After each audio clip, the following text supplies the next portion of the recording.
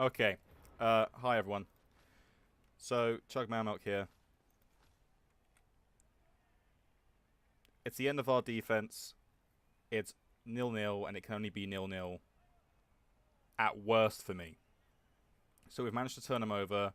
We've managed to get the ball in our hands, but we have no way of actually scoring ourselves because the only piece close to scoring, or close to being in a scoring position, is this blitzer, which is currently 8 squares out. It can travel 8 squares, but it's 9 squares out from actually scoring. So, how do we do this? Simply, we chain push. A lot of new players, novice coaches, etc. don't really think in chain pushes. It's a valuable skill to learn. I'm sure you've all heard it before if you're like watching this and you know your Blood Bowl. But consider this more so for the benefit of people who would see this and immediately go, "Oh, I don't have a chance of scoring because that's not in range, so I'll do damage." But we have a way to score. I don't do it perfectly here. I'm going to break down why I don't do it perfectly, but give you sort of the general gist. Now, obviously, we've given away the play a bit because of the way that the replay works. We have to fill these squares. Why? Because if we fill these squares, we can then potentially push from here. Push the ogre into that square, and because it's being pushed in the cardinal direction of northeast, these squares are also filled, so it would have to push once again into another player rather than an empty square, and then send this tip into scoring position. Now, we do it imperfectly. And it's exactly here that we kind of mess this up. A little bit. This is the exact issue. Why is this bad?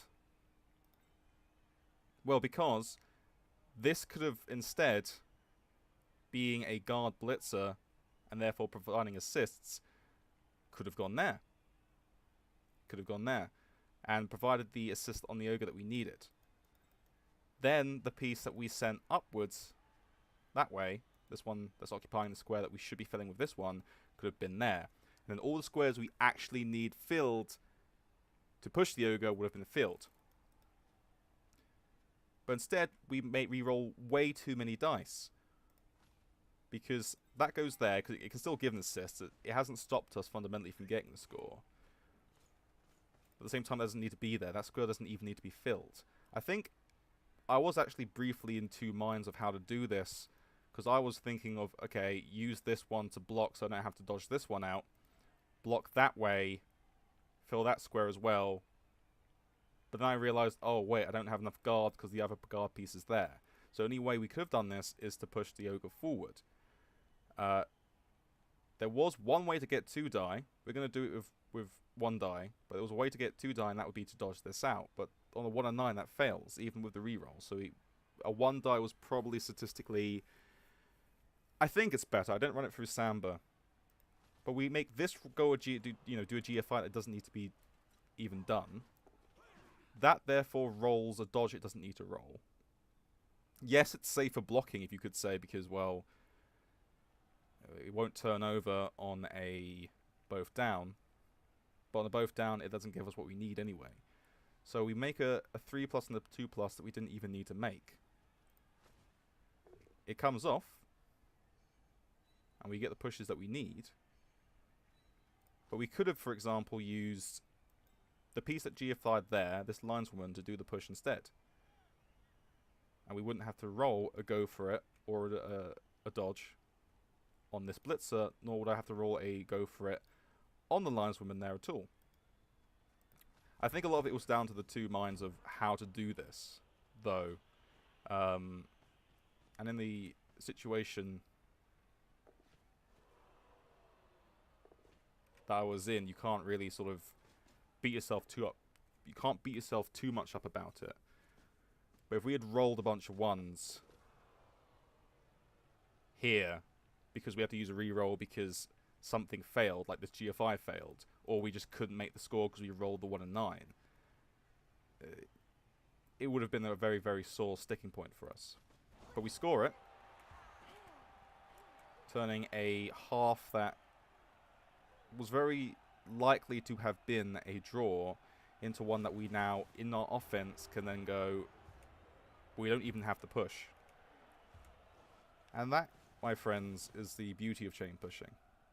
It's a very important skill to learn. In fact, the whole idea of spatial awareness is a very important thing to learn for Blood Bowl. Also, how to do more with less. We used resources we didn't have to, and we're lucky we had them. Because otherwise, we might have just messed that entirely up for ourselves when someone who was more on the ball could have done it. So, we scored, but that's what I'm saying. It's how to do more with less, rolling less dice. My recommendation for new players is to go on either BB Tactics and do some of their situations. Like, you know, I think the first one is a scenario on a high elf team that needs to score. How do you score by throwing the least amount of dice? Do those, because even if they're not strictly chain pushing some of them, it follows the same sort of idea of combining the spatial awareness to see chain pushes where they are, whilst also being able to do that without basically running yourself into a corner by using pieces that you didn't need to in inefficient manners and so on. So thanks for watching. I'll see you on the next video.